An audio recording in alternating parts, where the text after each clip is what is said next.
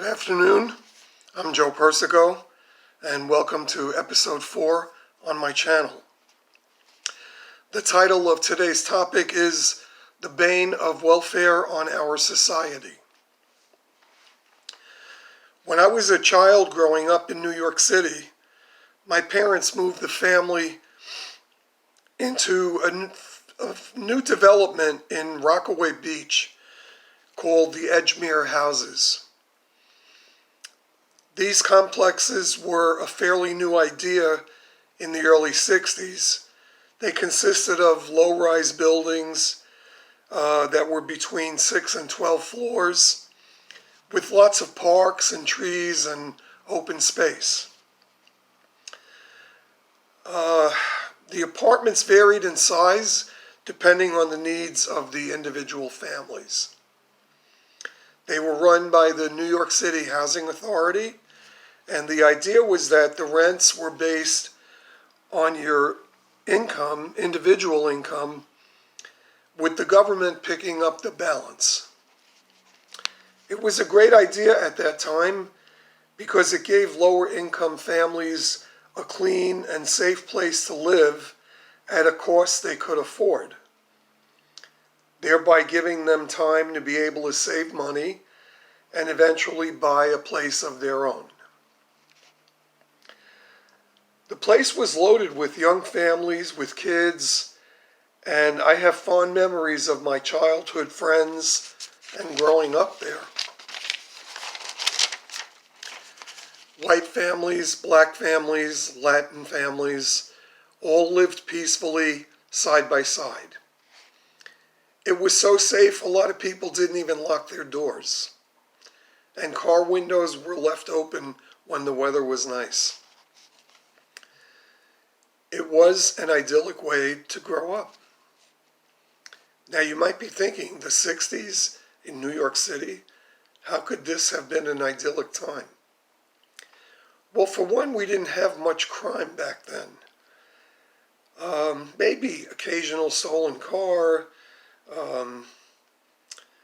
fights between children of different nationalities, but racism hadn't really reared its ugly head until later on. Most fathers, black and white, went to work and took care of their families. Not too many working mothers in the early 60s, as women were just starting to move into the workforce, save for nurses and teachers. So you might question, wasn't there racism and bigotry back then?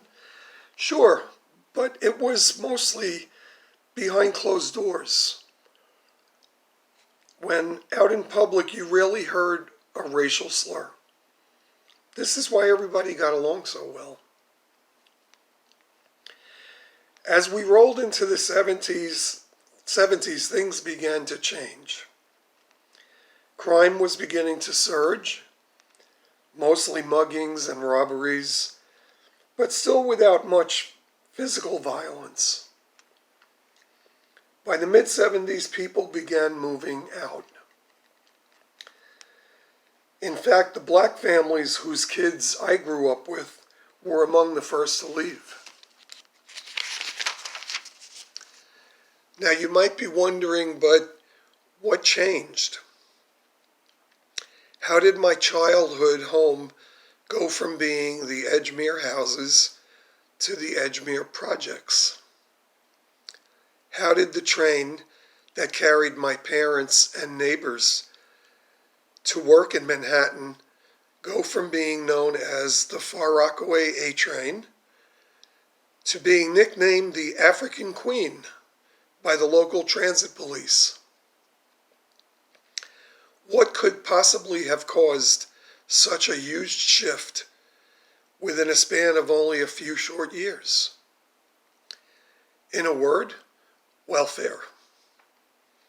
Welfare was introduced in the mid-60s. I believe it was under the Johnson administration. I have no idea what prompted our government to introduce such a program into society. Up until then, you had to work to get paid and support your family. Well, once welfare took hold, it invented a whole new subculture of people into society. This subculture was comprised mostly of minorities because that's who the program was being sold to.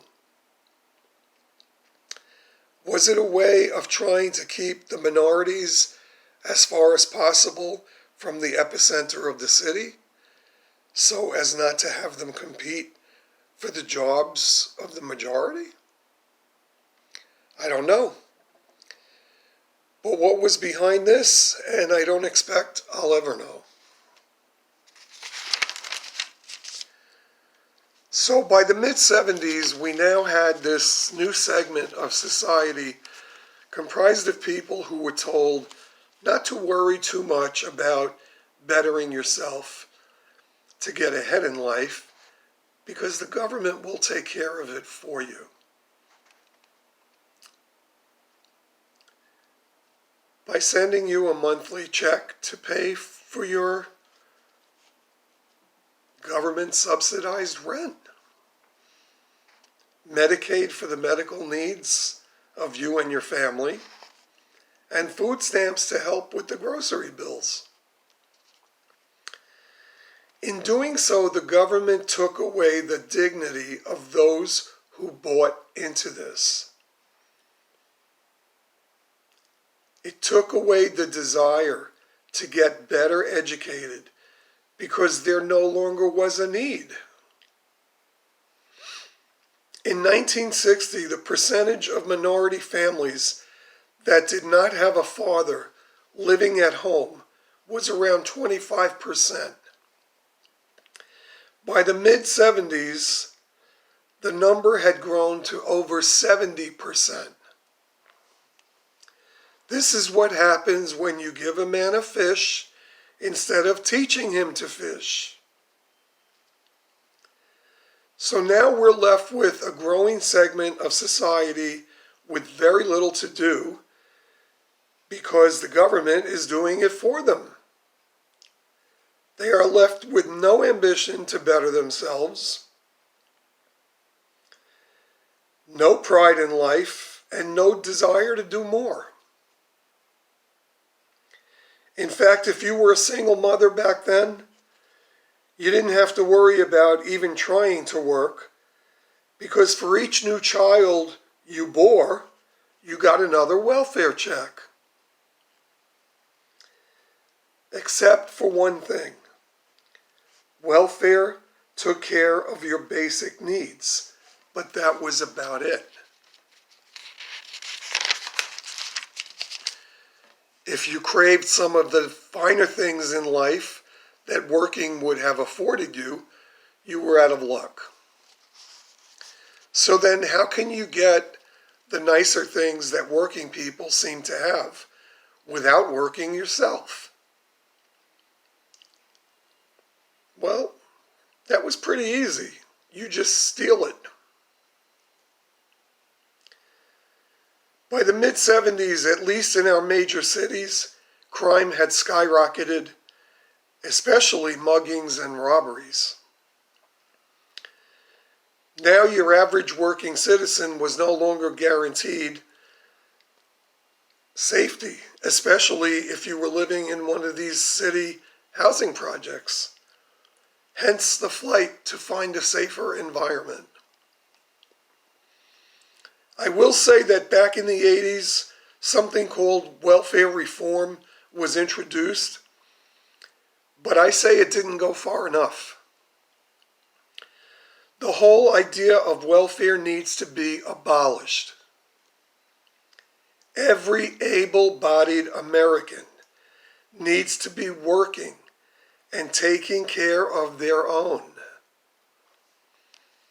If you are disabled, that's what disability insurance is for. And I would consider anyone over the age of 60 who has been on welfare all of their life to be disabled by their government. Set a deadline, a year forward, to end welfare completely. Instead, offer training, vocational training, and education to those who would have it so that they can go on to become a functioning member of society. Just my thoughts on this issue. Thank you for listening. Until the next time.